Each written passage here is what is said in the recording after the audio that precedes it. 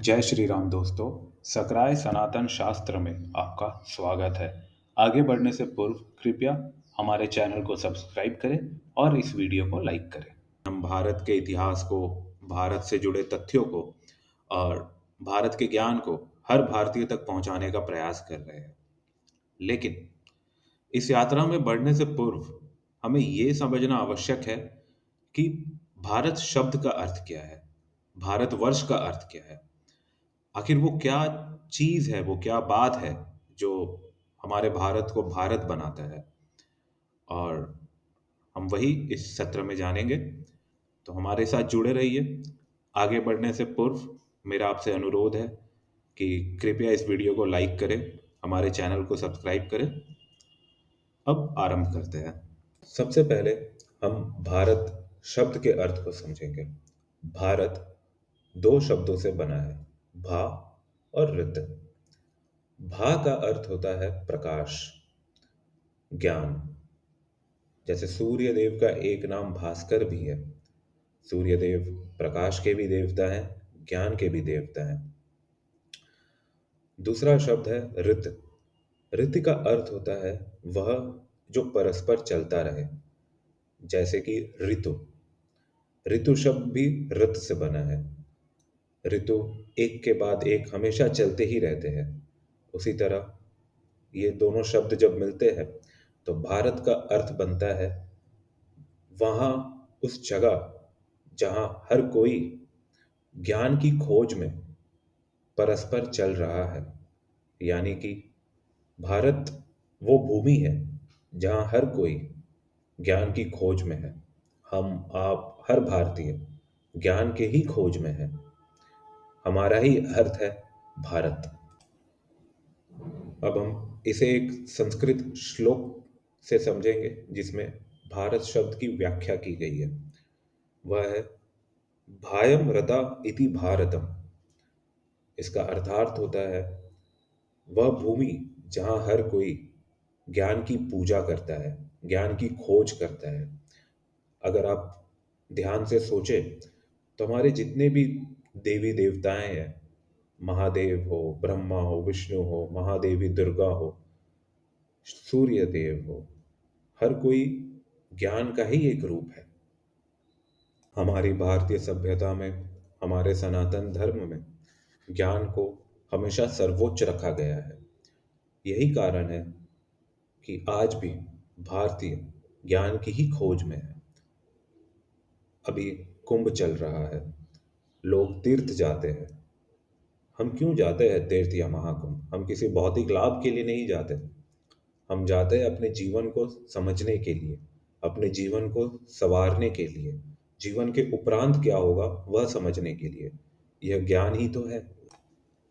हमारी सभ्यता का आधार ही ज्ञान है। सनातन धर्म का आधार भी ज्ञान है। यही कारण है कि आज भी हम भारतीय नए लोगों को, नए विचारों को, नई टेक्नोलॉजी को काफ़ी सरलता से उपयोग में ले आते हैं और अपने जीवन का एक अटूट भाग बना लेते हैं। हमारी भारतीय सभ्यता, हमारी संस्कृति की ही यह देन है कि आज भी हम भारतीय जिस भी क्षेत्र में, जिस भी देश में, जिस भी प्रांत में जो भी कार्य कर रहे हो, हमेशा अपना उत्तम करने का प्रयास करते हैं। हर भारतीय का लक्ष्य यही होता है, वह जहाँ भी है वहाँ सफल होने का प्रयास करे। यह भी एक तरह से ज्ञान की ही खोज है। हमेशा जीवन में आगे बढ़ते रहना ही हमारे भारतीय होने का सार है। अब आते हैं भारत भूमि पर। किस भौगोलिक क्षेत्र को हम भारत कह सकते हैं? विष्णु पुराण में इसकी व्याख्या इस संस्कृत श्लोक से की गई है। उत्तरम यत् समुद्रस्य हिमाद्रेश्चैव दक्षिणम वर्षम तद् भारतम नाम भारती यत्र संतति। अब अगर आप इस अखंड भारत के मानचित्र को देखें जो हमारी संसद में है, या फिर आप भारतीय उपमहाद्वीप के मानचित्र को देखें तो आप यह देख सकेंगे कि दक्षिण में समुद्र है और उत्तर में हिम यानी कि बर्फ से ढके पर्वत श्रृंखलाएं हैं जो कि हिमालय है। और इन दोनों के बीच की ही जो भूमि है यही भारत है। अब प्रश्न आता है कि यही भूभाग क्यों, इसी एक क्षेत्र को भारत क्यों कहा गया है।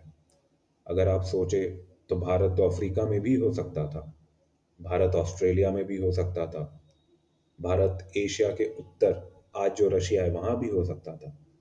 लेकिन हमारे शास्त्रों में हमारी सभ्यता का आधार यही भूभाग क्यों है। अब हम इसे समझने का प्रयास करेंगे। इस मानचित्र को अगर आप देखें तो यह बृहद भारत यानी कि अखंड भारत को दर्शाता है। जैसा कि आप इसमें देख सकते हैं, हमारा भारत का यह भूभाग हर तरफ से सागर और हिम से ढके पहाड़ों के बीच बसा हुआ है। इसी वजह से यहाँ की जलवायु हमेशा से सभ्यता के लिए सबसे उत्तम रही है। हमारा भारत सदैव से प्राकृतिक सौंदर्य और संपदा से संपन्न रहा है। अगर आप इस मानचित्र को भी देखें तो आप देख सकते हैं कि यहाँ विभिन्न और विविध जलवायु एक साथ निरंतर अस्तित्व में रहते हैं। अगर एक तरफ मरुस्थल यानी कि रेगिस्तान है तो दूसरी ही तरफ घने वन और घाटियां हैं।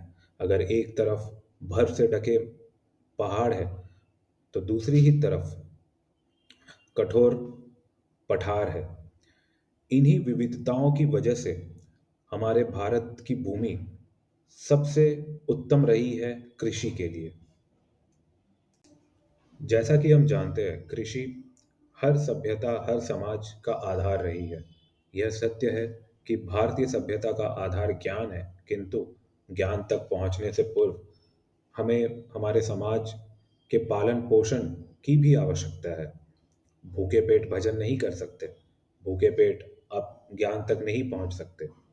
और उत्तम कृषि योग्य भूमि और जलवायु होने की वजह से हमारा भारत सदैव से धन धान्य और संपदा से संपन्न क्षेत्र रहा है। आज का भारत, बृहद भारत का सिर्फ 35% ही रह गया है। इसके बाद भी आज हमारे देश में पूरे विश्व की तुलना में सबसे अधिक कृषि योग्य भूमि है, जिसे हम एरेबल लैंड भी बोलते हैं। अब अगर आप इस दृष्टि से देखें तो आप ये समझ सकते हैं कि भारतीय सभ्यता सदैव से धन धान्य से समृद्ध रही है। हर भारतीय का जीवन भौतिक सुविधाओं से संपन्न रहा है। यही भौतिक सुविधाएं हमारे आध्यात्म और ज्ञान तक पहुंचने के लक्ष्य की खोज की आधार बनी है। हमारे भारतीय संपदा और ज्ञान की ही यह विरासत है कि आज 1000 वर्षों के आक्रांताओं द्वारा किए गए शोषण के बाद भी हम हजारों वर्ष पूर्व लिखे गए संस्कृत मंत्रों का उच्चारण करते हैं। जहाँ पिछले 1000 वर्षों में विश्व भर में कई सभ्यताएं जड़ समेत नष्ट हो चुकी है, जिनका हमें कोई निशान नहीं मिलता। हमें बिल्कुल नहीं पता वह कैसी थी, वहाँ के लोग कैसे थे, वहाँ के लोगों की जीवन शैली कैसी थी। वहीं एकमात्र भारत की सभ्यता हजारों लाखों वर्षों से निरंतर चली आ रही है। यही कारण है कि हम भारतीय सभ्यता को सनातन कहते हैं। अगर आप इस दृष्टि से देखें तो आप समझ सकेंगे कि भारत और भारत की सभ्यता ही सनातन धर्म का आधार है और सनातन धर्म ही भारत और भारतीय सभ्यता की आधार है। इसका तात्पर्य है कि भारत ही सनातन धर्म है और सनातन धर्म ही भारत है।